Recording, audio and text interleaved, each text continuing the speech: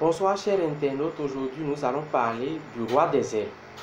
Le roi des herbes, de son nom scientifique Ageratum conizoides, qui est de l'ordre des astérales, de la famille des astéracées, du genre Ageratum, est une plante qu'on appelle en français herbe à bouc, la casse puante ou le bakumba en Indie. C'est une plante cosmopolite, donc vous pouvez la retrouver partout, au bord des marécages et tout et tout. C'est composé de précocène, de bêta-cariophyllène, de flavonoïdes, d'alcaloïdes, de coumarine, de terpénoïdes et de tanins. Ça contient également des chromèbes. C'est une plante un peu toxique, mais il n'y a pas de quoi avoir peur parce que ça a beaucoup de vertus, beaucoup de propriétés, mais c'est un peu toxique parce que ça contient de la lycopsamine et de l'euquinatine. C'est des molécules un peu toxiques, mais il n'y a pas de quoi avoir peur puisque c'est des molécules un peu thermolabiles. C'est-à-dire quand vous faites bien une décoction de la plante avant de prendre, ça diminue la toxicité. Et il faut respecter surtout la dose.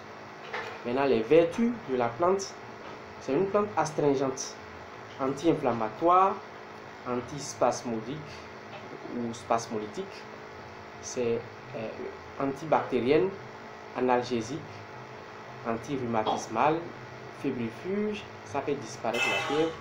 C'est une plante carminative, cicatrisante, donc ça soigne en quelque sorte les maux de ventre, les abcès, les tumeurs bénignes comme les kystes, les myomes, les fibromes, donc c'est beaucoup plus pour les femmes, les infections urogénitales, ça soigne les règles douloureuses, ça soigne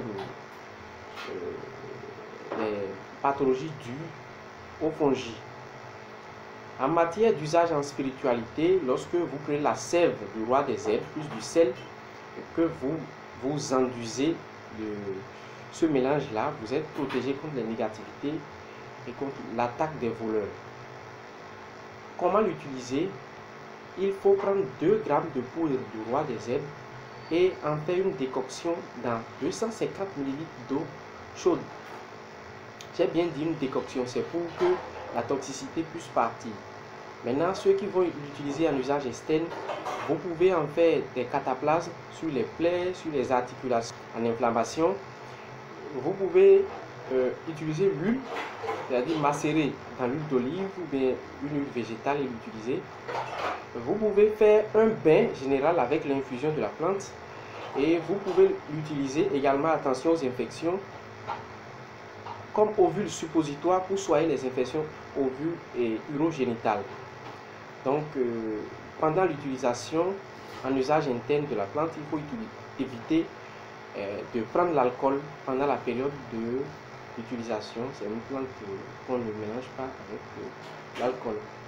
Merci beaucoup, c'était Arizala, Centre de médecine naturelle, de biocosmétique, de nutrition, de spiritualité, de métaphysique et de coaching santé.